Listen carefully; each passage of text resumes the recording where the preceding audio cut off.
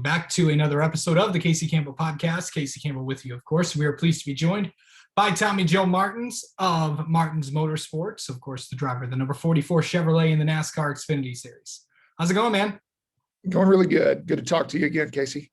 Okay, so you told Michael Carey of TobyChristie.com about what your plans are for next year. You're going to cut back in your time in the Xfinity Series, and you're going to put a bunch of guys or girls in the car for next year. What made that decision? So that decision is a couple things. Number one, it's a financial decision for the health of Martins Motorsports and being able to bring in some more funding, where I feel like we are kind of at the top of our range right now with what we're bringing in with our partners and with me as the driver for the team. But in order to grow and in order to better take care of our people on the race team, we're just going to need to bring in some additional funding. And so that's taking a look at what I am able to put together. Realistically, it's probably a partial season's worth of funding to do things the right way. So we look at that like, why not bring in some other people, some other talented drivers that we think can compete up where we're competing right now, which is around that top 15 every week, and also help to kind of bolster the team financially and potentially market the team better, right? So like right now, I'm the only driver we got.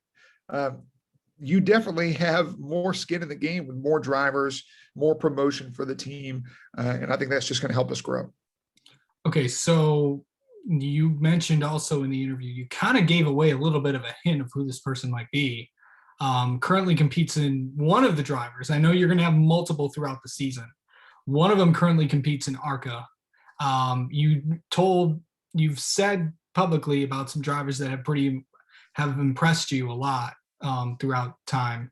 Guys like, Roger Cruth, Gracie Trotter, Nick Sanchez, all those guys.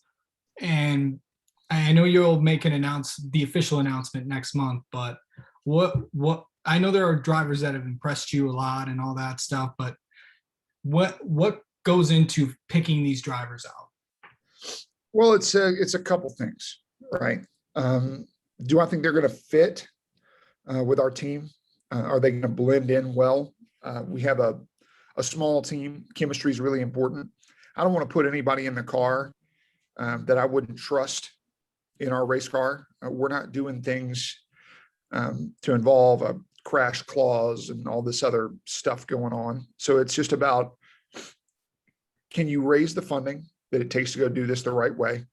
We're not going to do things luxuriously, but we are going to do things the right way on the competitive side in order to be in that next group of cars, right? So you look in the Xfinity Series, realistically, there's probably 14 Cup Series affiliated level teams.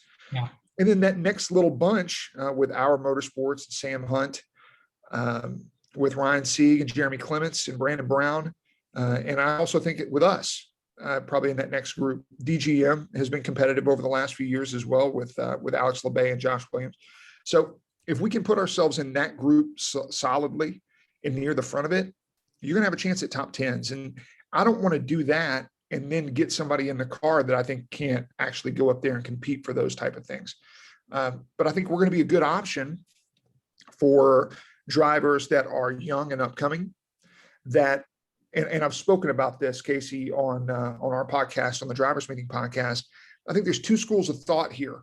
One school of thought is, I'm a young driver and I want to be in a car that can win the race because I'm good enough to win and I am ready to win right now. Now, to go get in one of those cars, we understand the funding that it takes to go drive for a GMS in the Truck Series or a Junior Motorsports in the Xfinity Series. We're talking about a lot of money. And also, more than just the money, it's the expectations. The expectations that you are in a car that can absolutely be in the top 5 and win. And if you're not doing that as a young driver, well, it's probably not the car. It's probably just you need to get better, right? Whereas with a team like mine and a team like a Nice or something like that in the Truck Series, I think is a good comp to what we can be.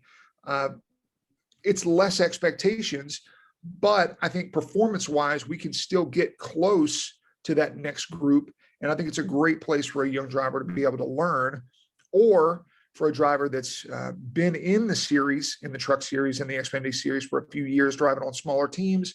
And maybe they want to try to take that next step closer to the front of the grid with their partners. I think we're going to be a good option for that. Are you going to change manufacturers? That is not our plan at all. I think we have a great partnership with Chevrolet and with ECR Engines that we've kind of expanded our program with this year, and we've seen great results. And I think we got a great partnership with them right now. I see no reason why we would change. Okay. I know you mentioned drivers within ARCA about that. You know, you've said a couple drivers that have impressed you so far. Who are some guys that, if throughout the Xfinity trucks and guys or ARCA, or guys who have raced and not gotten that big opportunity, that big break, who has impressed you so far, and who are you looking at? You know, when I look at experienced drivers that are currently out there, right? So let's get away from the young driver aspect of this for a little bit. Okay. Let's look at some people that are, you know, currently running, that we've seen at times compete near the front of the field, and maybe they're just in a different situation now. Yeah. I look at a guy like Josh Williams. I mean, he's like an incredible driver. Now, this is not somebody that I'm like actively pursuing for our team, but I think about a guy like that, him and like Alex, who they're on DGM. I feel like they are maxing out like what they're doing down there. They would be somebody I'd love to see get an opportunity in a big ride, right? And that's not like somebody, I don't think we are that. We're not that like step on the podium level team, but man, it would be really cool. Those are guys that I've raced against a lot. Man, down there in the truck series, like Carson Hocevar, I think he's been, you know, extremely competitive now, and shown that he's got speed capable of winning races in a niche truck. That's been really impressive. So him, you talked about Raja and Gracie down there in ARCA. I'm really impressed with them because of the expectations, right? That are kind of levied on them, being African-American, being a female, having this pressure on you in the Drive for Diversity program, and having all the eyes on you as you're out there competing. I don't think a lot of people are able to relate to that, what they're having to kind of go through. And so for them to be as competitive as they have been, I think that's really impressive. So that's it. And the demeanor as well, just very laid back. I'm not hearing like horror stories of how they are to work with. They seem like they really have good heads on their shoulders. So I'm impressed by that. Another guy down there in the truck series, like Ryan Truex. I mean, that's somebody that I've raced with in the past in the truck series, in the Xfinity series, and is a veteran without you really thinking about him like a veteran, right? So he would be a guy that to me would really fit kind of what we're doing with Martin's Motorsports, and potentially if we wanted to go down the full-time driver route, he would be somebody that I would absolutely be looking at. It would just be about, are we a good fit for them? I think that's it. And that's really what we're talking about here, Casey, is I wanted to get the word out kind of early that this seat is open. Like, people don't look at us like a destination.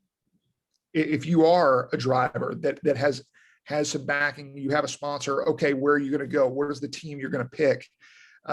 You wouldn't think about Jeremy Clements. You know, you wouldn't think about Ryan Sieg. You wouldn't think about Martin's Motorsports, but that's why I wanted to get out in front of this and let everybody know that it is something I'm scaling back next year. I want to run somewhere around the 10 to 12 race ballpark. We're going to get with some of our partners and figure that out over the next few months. But I wanted others to know, if they were making their off-season plans a little early, which is what we're hoping to do at Martin's Motorsports, that 44 car is an option, and a good option for people that want to be up there, kind of in the upper mid pack there at the second level of our sport. How many drivers do you think would run next year out of estimates besides yourself? Yeah, so I would really like to keep that around the 4 or 5 driver range. Okay. And the way that I look at this is, we have an opportunity to break the season up almost by track type. So if you had somebody that came in and they were, you know, they really liked racing super speedways, great. We got 4 of those, maybe another race or 2 in there too. Somebody that could be a real road course ringer for us, they can come in and do 5 or 6 road course races. somebody that's a younger driver that's just wanting to get their feet wet, not run a full season, but get some experience. Kind of like what Will Rogers is doing over there with Sam Hunt right now, where he's going to run 3 or 4 races.